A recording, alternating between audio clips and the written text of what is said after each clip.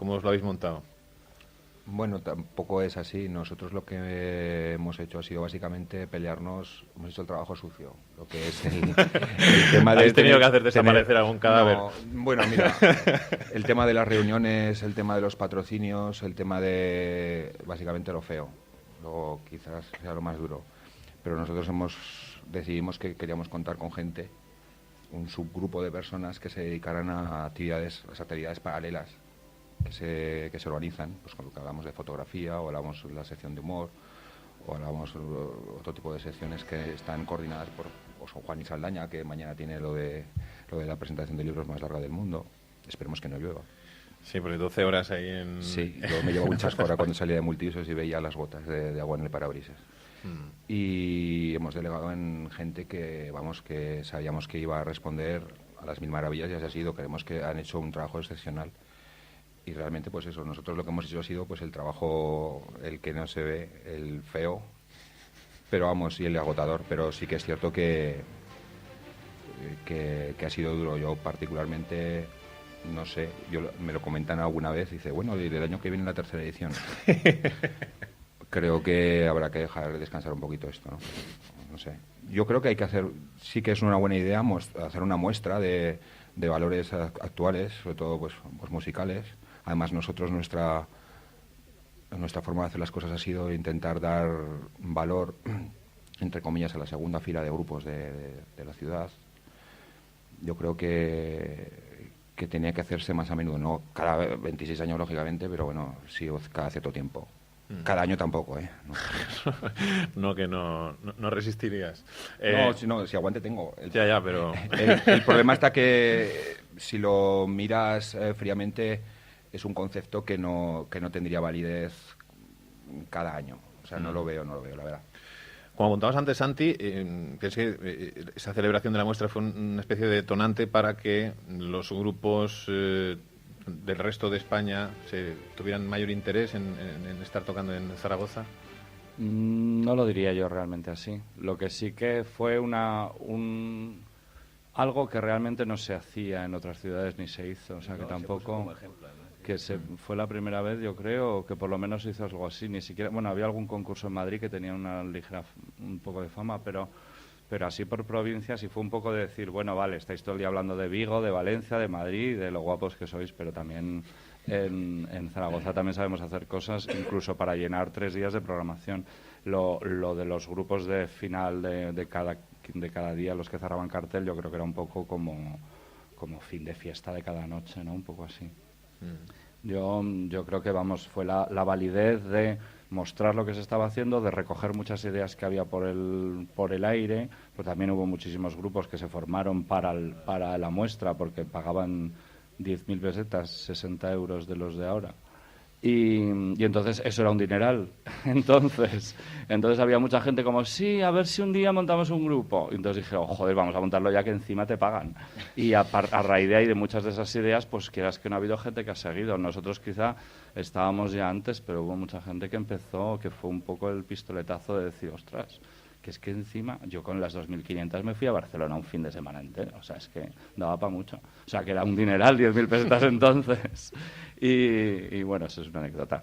Pero bueno, que fue un poco de mostrar lo que hay y calentar motores y empujar un poco lo que se estaba cociendo. Y decir, chicos, podéis salir de esos locales tan horribles que tenéis porque os puede ver gente en un pedazo de escenario enorme. El pabellón francés era igual de grande o más que la multiusos, o sea, que es que era un espacio mastodóntico. Más o menos estaba situado en el mismo sitio, para el que no se acuerde. Pero, no sé, era una gozada, como lo va a ser para los grupos de mañana subirse a multiusos. Quizá la mitad de ellos seguramente no podrán volver a subirse jamás ahí. Y entonces está muy bien. Bueno, pues estamos en este foro sobre la música aragonesa dentro de esta nueva edición de la muestra Pop Rock y otros rollos, y en este programa especial, en esta noche de viernes de Comunidad Sonora. Cada día de lunes a viernes de 10 a 11 de la noche, únete a la Comunidad Sonora.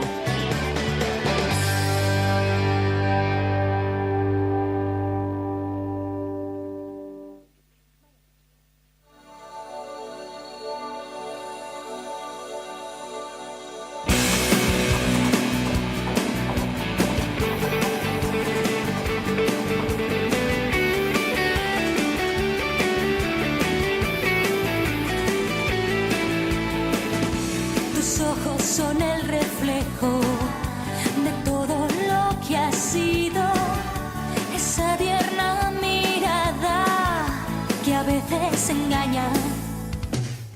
Prefiero pensar que todo llega a un final.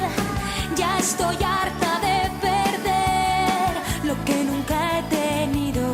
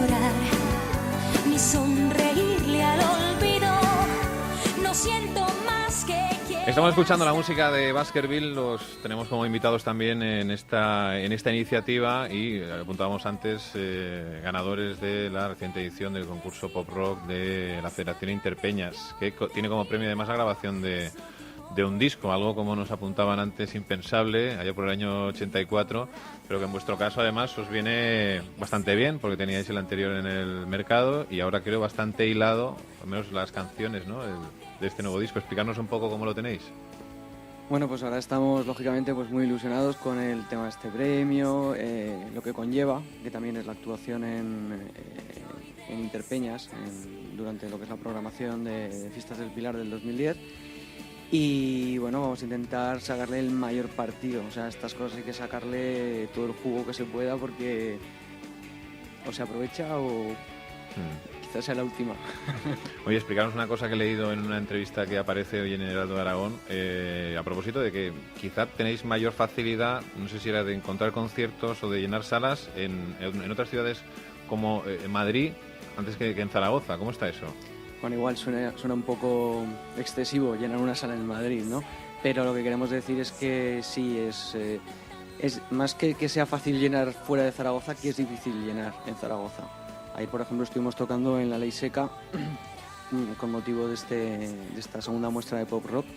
Y bueno, pues siendo lo que era un jueves y bueno, cierta publicidad hubo y demás, bueno, pues poco más de medio aforo. Entonces es difícil aquí en Zaragoza, en según qué salas, el tratar de movilizar gente y eso que ahora yo lo veo mucho más sencillo que antaño, porque ahora están internet, correos electrónicos, redes sociales.